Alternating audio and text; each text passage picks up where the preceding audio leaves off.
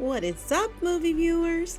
Dena Views and Reviews here, asking what you watching. Today I am watching Origin. This movie stars Aunjanue Ellis-Taylor, John Bernthal, Vera Farmiga, Niecy Nash, Audra McDonough, Blair Underwood, and Nick Offerman.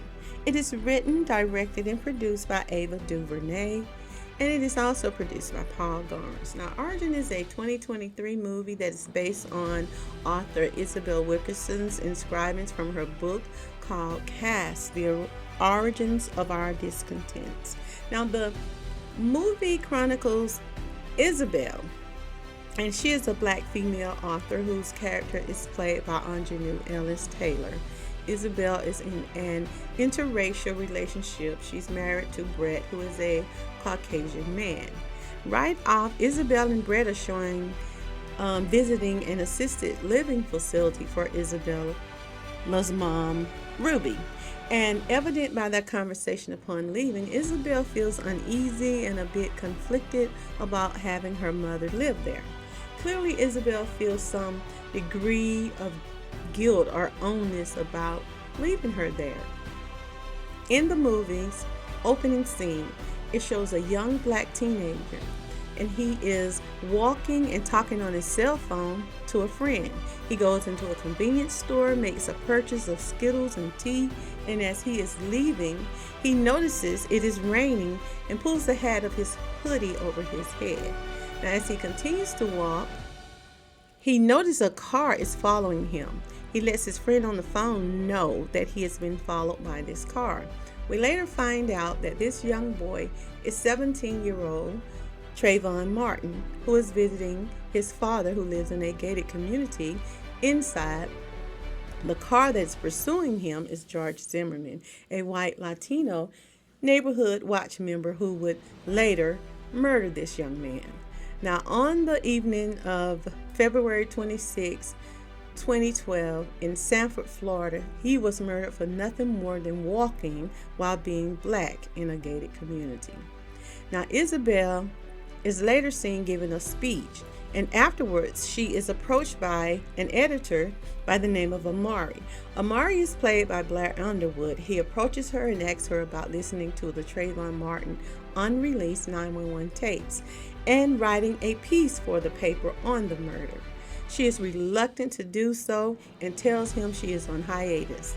Even so, she later decides to take a listen to the not yet released 911 recording, where she can clearly hear the tussle, Trayvon Martin screams, and the gunshot that George Zimmerman fired that took the life of teenager Trayvon Martin.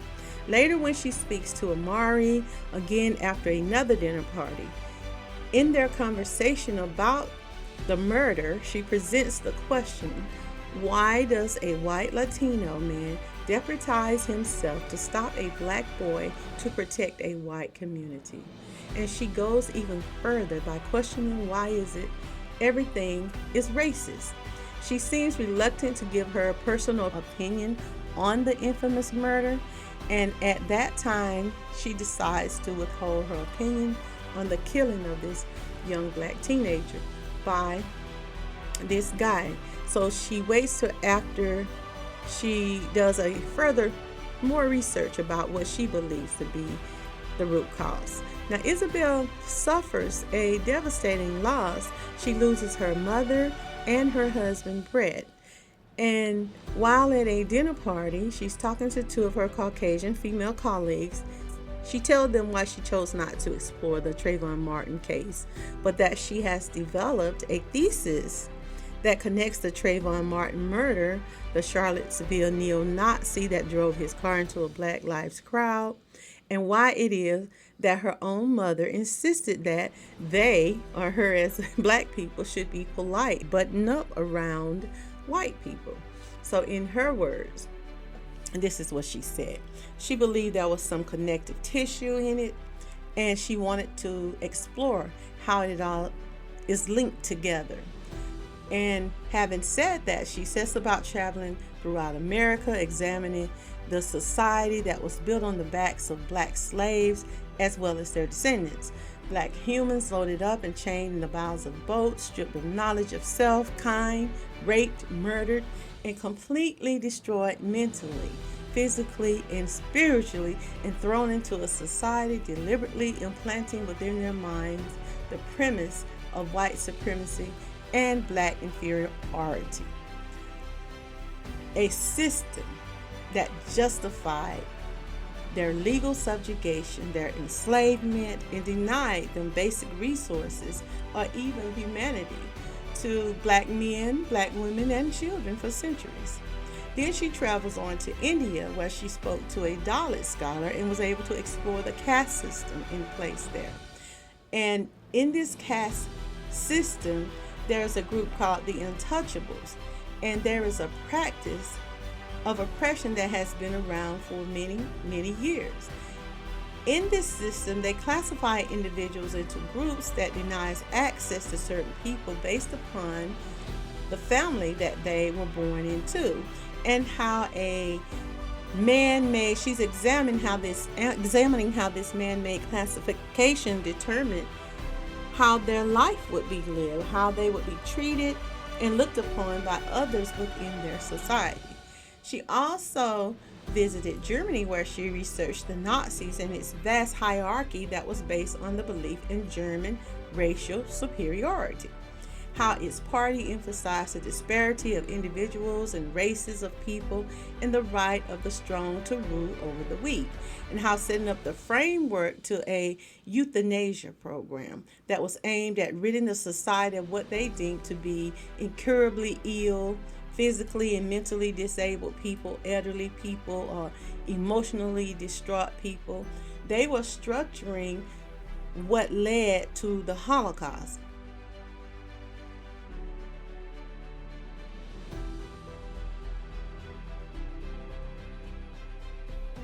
And I gave this movie a 3 out of 5 stars. I think it exhibited actress Aunjanue Ellis-Taylor's scope of acting talent. She was believable to me in this role as Isabel Wilkerson. Although it was very interesting, and sometimes it's looked upon as a taboo subject matter, the film was enlightening. It was, I think it was well shot and well constructed. But the conclusion that she came to with her thesis just seemed apparent to me and already discernible to me. It just seemed more like she was splitting hairs, whether you call it a caste system, systematic racism, Jim Crow, or white supremacy. It is what it is. A few wicked people encompassed with a malevolent mentality that they think makes them or deems them superior due to certain characteristics. Now, the key in this system, though, is convincing others to stand in accord with you on that message. That's the only way that you can enforce it. One must control and withhold the necessary resources and control who gets it and how it is distributed. And you must distribute it unjustly, as in to deny or limit certain human beings from having access to what God has given or provided to the earth. Now, when you do this and you hoard the resources, you control people's existence. You prevent people from thriving, and you can control the destiny of other people's lives on the planet. Now, like I said, in order to do this, you must be able to control and enforce the ideology that you have. So the message and manipulation has to come with enforcement and encouragement to others to help serve this, to manifest it, to institute it. That's how you get an oppressive agenda and make it work for the few. Now, I did not see her conclusion as any different or distinct from what is already obvious.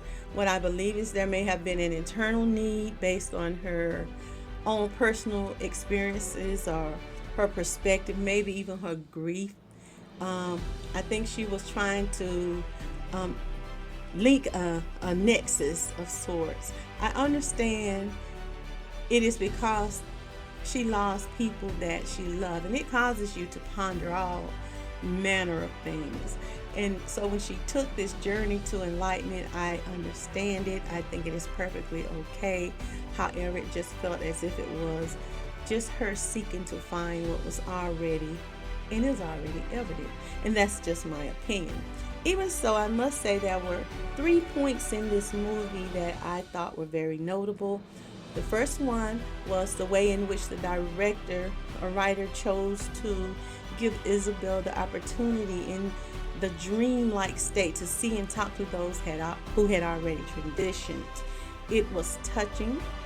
It was a beautiful sequence to me, especially when she was able to see and feel her mom when she lay down and talked to the little black boy on the floor. It was so beautiful to me, and she told him that he would be okay. And I am referring to Al Bright, who was he was a little boy, looked like he's about maybe 6, 7, or 8. He's on a little league team, but when the team was invited to a public swimming pool after they won, he was mistreated because he was black and he was not allowed to swim in the pool with the rest of his teammates. It was heartbreaking, and I felt that scene so much.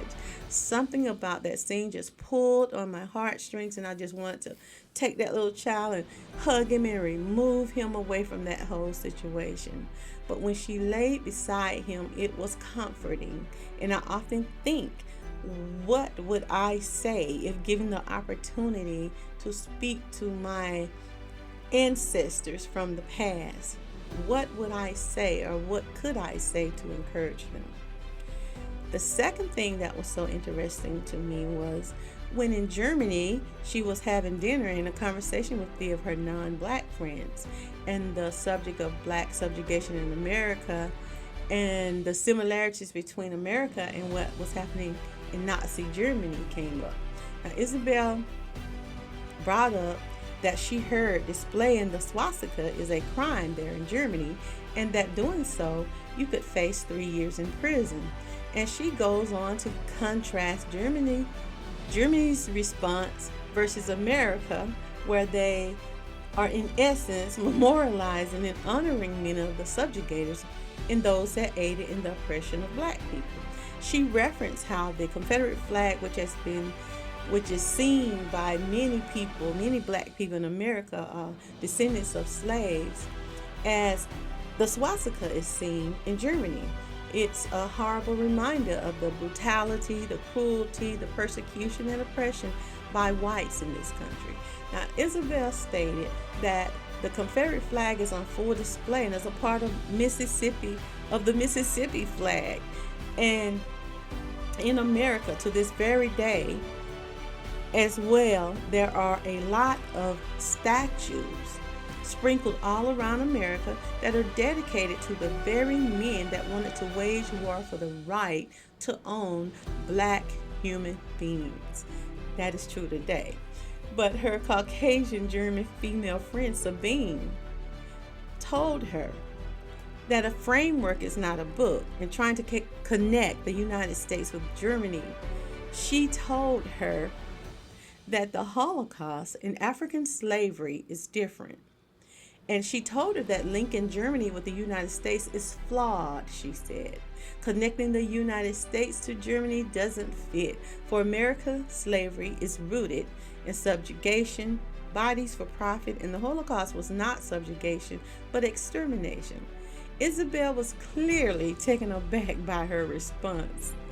And it just made me ponder my own response. But what was Sabine really trying to express with her retort, I was thinking? Was she implying it was somehow worse than the centuries of black slave genocide? It was worse than the murder, the oppression, the rape, the torture, or the complete loss of knowledge of self and kind, and having no identity and having it replaced with a new one? Was it the fact that black people had a planned, purposeful, and complete disconnect from their people, from their land, from their culture, from their God, and from humanity, deemed to be 3/5 of a human being? And imagine being told after all of that, you are free to leave You can leave these plantations, but pull yourself up by your bootstraps. You're giving nothing but more law that is enforced legally. Discrimination that is legal, and is followed by Jim Crow. No attempt to repair the destroyed mind and body or spirit of the person that you have subjugated for centuries. Not a penny in reparations to facilitate the mental, physical, and spiritual trauma imposed by the denial of just basic human rights. Nothing of financial resources. Slaves were paid nothing. When released, they were given nothing, no compensation.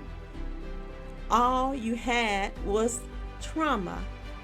Trauma to be passed down from generation to generation, while the white supremacists use your black bodies to profit and continue to pass generational wealth down to their descendants. No compassion or mercy wrapped in compensation geared toward repairing the slaves nor the slave descendants. There were no reparations, absolutely nothing. So when you look at it and analyze it from that perspective, Sabine was absolutely right. There is simply no comparison whatsoever. There just isn't. We still reside under this exact same government that was guilty of all those things. And to this date, it is 2024, and there have still been no reparations to the descendants of slaves for the crime of black enslavement, for forced labor, for subjugation. No physical, mental, and financial. There's been nothing to assist in restoring or repairing what was broken.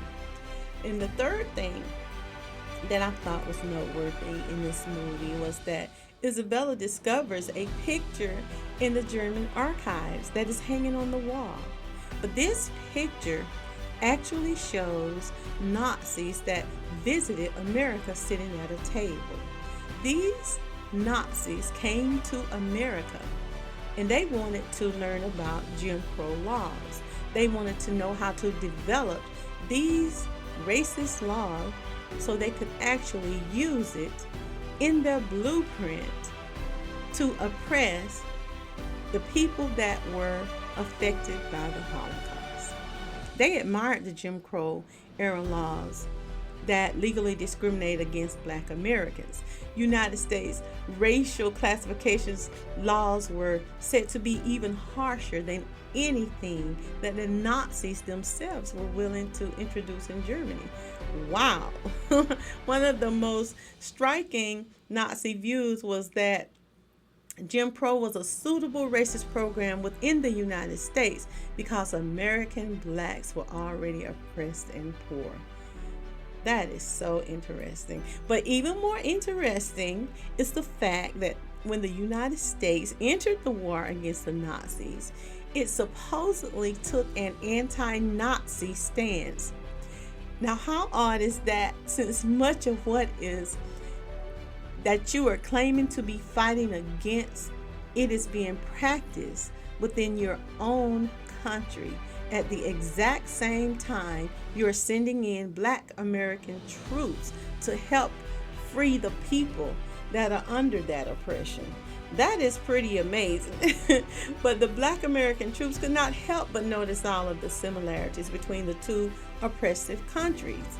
Imagine that, fighting to free people from the same oppression that you have to boot up and go home and fight against yourself. Now that's irony. So yes, Sabine was right.